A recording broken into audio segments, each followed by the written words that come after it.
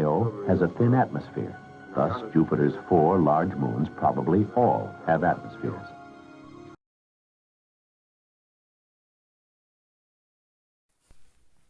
Salut Știință la cafea, un episod dual despre Galaxia Sombrero și misiunea Pionier.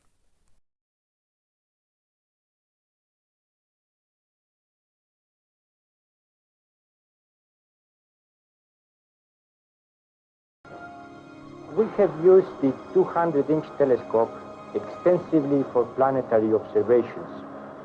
This is the largest operating telescope that has ever been built. With this telescope, the planet Jupiter appears of the size of a 50-cent piece. The Pioneer infrared experiment with a 3-inch telescope. At the distance of closest approach, the planet will cover 1/5 of the sky. And this is the advantage that we get from the 3-inch telescope to the ground-based, the large telescope here. E posibil să vadă un obiect de 50.000 de ani lumină diametru? Nu e posibil. Dacă legile fizice asta spun, te-ar lovi mai întâi fața și după 50.000 de ani de zile spatele și poza nu s-ar putea crea în 50.000 de ani lumină. Deci e fals. E fals că are 50.000 de ani lumină.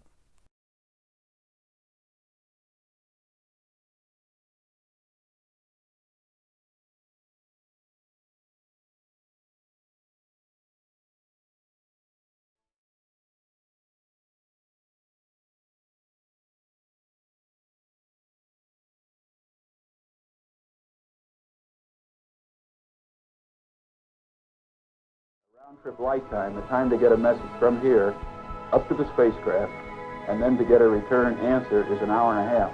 So our people in there have to be used to this hour and a half delay when they start planning the mission. S-ar putea vedea un obiect de câteva mii de ani lumină, 50.000, 100.000, că ce spun acum e valabil și pentru restul galaxiilor.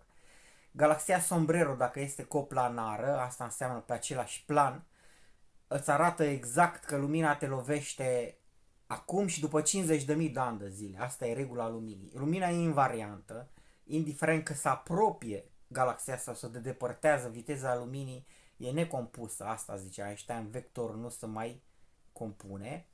Deci e obligatoriu, indiferent că face așa galaxia, ar trebui să lovească partea asta acum și partea din spate după 50.000 de ani de zile.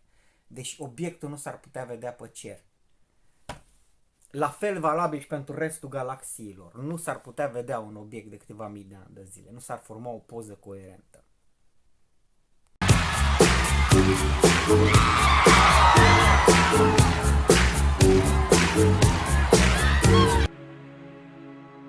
This spectacular picture shows the shadow of the satellite Io just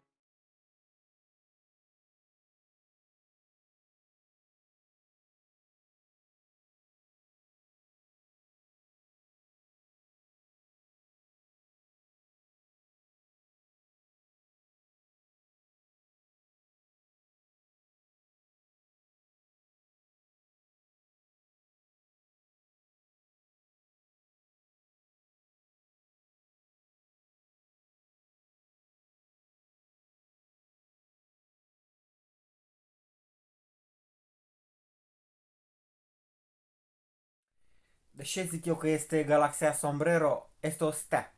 O stea.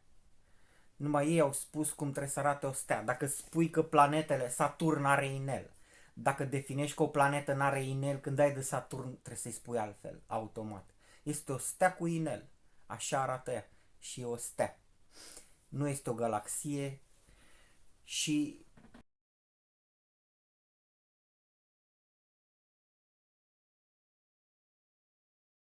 gave scientists to first look at Saturn's ninth moon, Iapetus, and encouraged them to believe that Iapetus has a very unusual structure, perhaps. As you may know, Iapetus is very dark on one side and yet very light on the other.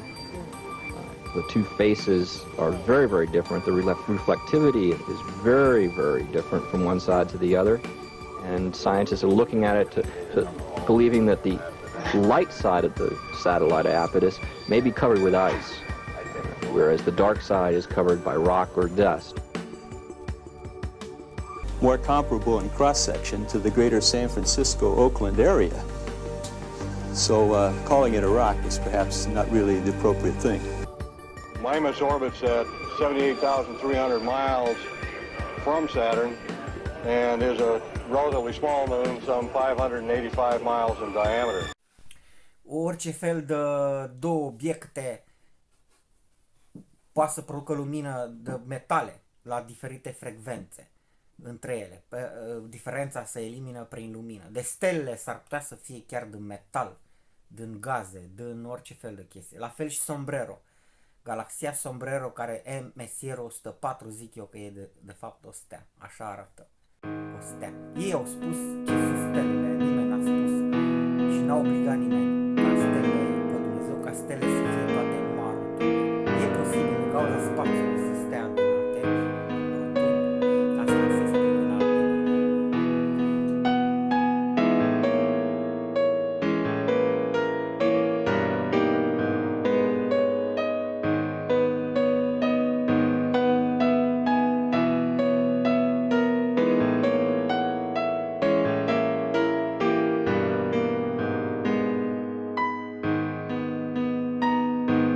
Coming out the other side of the planet now, we have another view of Saturn in crosslight, with the sun lighting the planet